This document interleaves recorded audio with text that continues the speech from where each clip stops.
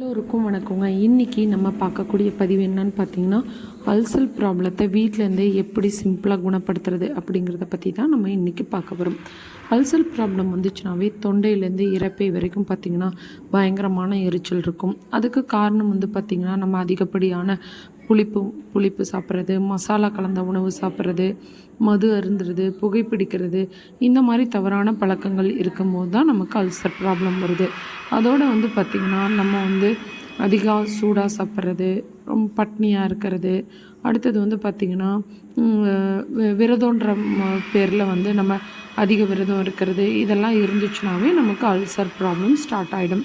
அதுக்கு நம்ம என்ன பண்ணணும் அப்படின்னு கேட்டிங்கன்னா, நம்ம உணவில் மணத்தக்காளி கீரை சேர்த்துக்கணும். மணத்தக்காளி கீரையை பாசிப்பருப்பில் போட்டு கடைஞ்சி பசு நெய் விட்டு சாப்பிடும்போது நமக்கு அந்த வயிற்றில் இருக்க புண்ணு சரியாயிடும். மணத்தக்காளி கீரையை நீங்கள் அப்படியே சாப்பிட்டா கூட ரொம்ப நல்லது தான். அடுத்தது பார்த்திங்கன்னா அந்த வயிற்று புண்ணு ஆறக்கூடிய கேரட்டு, பீட்ரூட்டு, முள்ளங்கி, புடலங்காய், பூசணிக்காய், தர்பூசணி, வெள்ளரிக்காய், பேரிக்காய், இந்த மாதிரி உள்ள நீர்ச்சத்து உள்ள உணவுகளாக சாப்பிடும்போது நமக்கு அல்சர் ப்ராப்ளம் படிப்படியாக குறைய ஆரம்பிச்சிடும். அடுத்தது பார்த்திங்கன்னா காலைல எழுந்த உடனே தேன் 2 டீஸ்பூன் டெய்லி 10 நாளைக்கு தொடர்ந்து சாப்பிடும்போது இந்த அல்சர் ப்ராப்ளத்துக்கு நல்லாவே ரெமெடி இருக்குது. அதோடு நீங்கள் இதெல்லாம் சாப்பிடாமல் இருந்துட்டு அதிகமாக கவலை, டென்ஷன் இந்த மாதிரி இருந்தீங்கனாலும் உங்களுக்கு அல்சர் ப்ராப்ளம் வந்துடும். அடுத்தது இந்த அல்சர் ப்ராப்ளத்துக்கு அந்த மாம்பழ சீசனில் நீங்கள் என்ன பண்ணுறீங்கன்னா, அந்த மாம்பழத்தில் சாப்பிட்டுட்டு அந்த கொட்டையை எடுத்து நல்லா நிழல்ல காய வச்சுருங்க.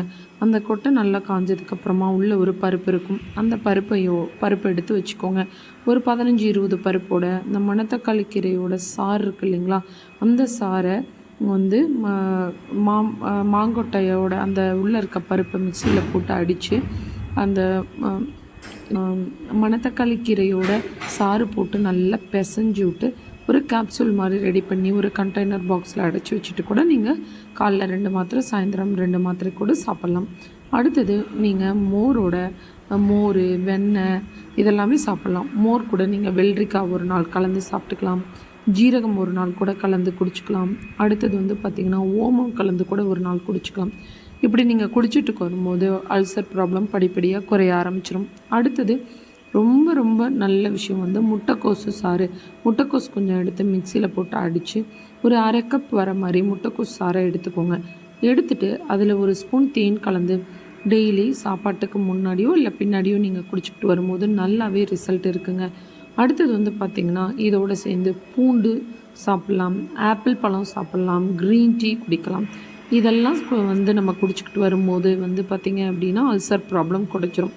அடுத்தது அந்த நாட்டு மருந்து கடையில் பார்த்திங்கன்னா மாசிக்காய் தூள் விற்கும். அந்த தூளை வாங்கி பார்த்திங்கன்னா நெய்யிலையோ அல்லது மோர்லேயோ அல்லது வெண்ணெயிலையோ நீங்கள் கலந்து சாப்பிடும்போது நல்லாவே ரிசல்ட் இருக்குங்க.